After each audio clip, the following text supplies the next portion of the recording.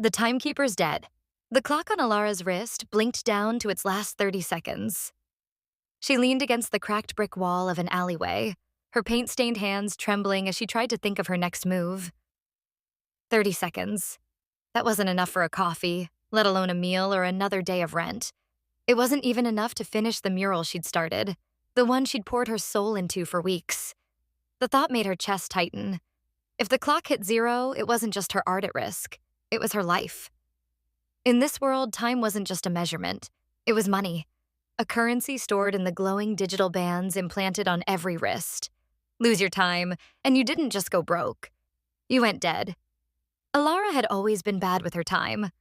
She spent more hours painting than working, more weeks dreaming than earning. Now she had 30 seconds left to show for it. 30 seconds before her time bank ran dry and her body collapsed like an unwound toy. Need a little more time? A smooth voice called from the shadows. Elara turned sharply. A man stepped out from the darkness, his silhouette sharp and elegant. He wore a dark coat that shimmered faintly, as though stitched from threads of moonlight. His eyes glinted like clock faces, ticking faintly in the dim alley. "Who are you?" she asked, clutching her wristband instinctively, though she knew it was useless to hide her desperation. The time on her wrist flashed down to 20 seconds. "An admirer of your work," the man replied, his voice honeyed and calm. "And a facilitator of sorts. I'm known as the Timekeeper." Elara had heard of him. Everyone had. A myth, a rumor, a devil in disguise. They said he traded time for favors, or worse, for souls. But right now, with her life bleeding away second by second, she didn't have the luxury of skepticism. "What do you want?" she asked, her voice shaking. "If you're here to take my time, I don't have any to give." "On the contrary," the timekeeper said with a smile, his teeth gleaming unnaturally white. "I'm here to offer you time. Enough to finish your mural. Enough to live comfortably for a month. All I ask in return is a small agreement." Elara's wristband beeped. 15 seconds. "What kind of agreement?" she demanded, panic rising in her chest. The timekeeper stepped closer, his shadow swallowing her own. "Nothing much. Just a promise that, when your month is up, you'll give me something in return. A single day of your choosing." "A day?" she repeated, her voice skeptical. "One day for an entire month?" The timekeeper smiled faintly, as though amused by her hesitation. "You're an artist, aren't you? Surely you understand the value of a day. Some days are priceless. Others, well, they're worth less than the paint on your hands. You'll hardly miss one." Elara glanced at her wristband. 10 seconds. "Fine," she blurted out, her voice cracking.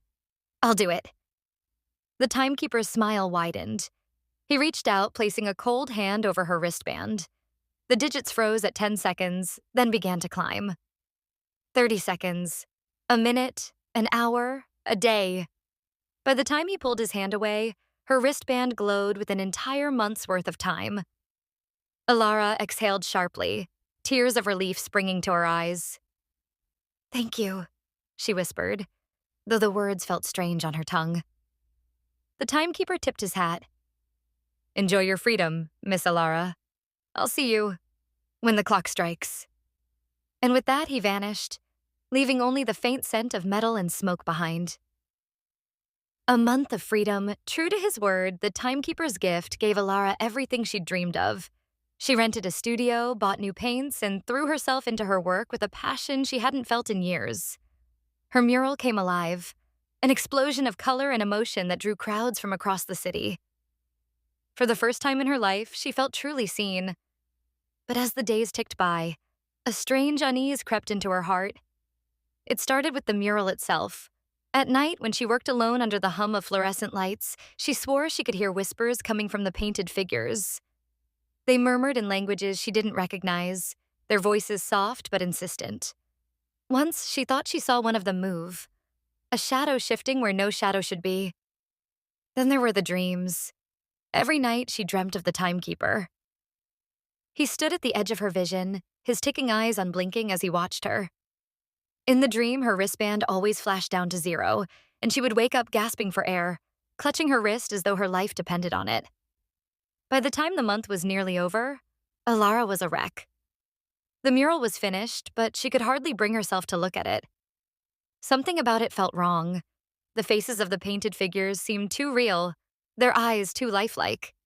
She couldn't shake the feeling that the Timekeeper had left his mark on her work and on her soul. The debt comes due on the final night of the month. The Timekeeper returned. Elara was in her studio, staring at the mural with hollow eyes when the shadows in the room began to shift. The air grew cold, and the faint sound of ticking filled her ears. "Your time is up," the Timekeeper said, stepping out from the darkness. Elara turned to face him, her heart pounding. "What do you want from me?" The Timekeeper smiled faintly, his eyes gleaming like twin clocks. "A single day, as we agreed.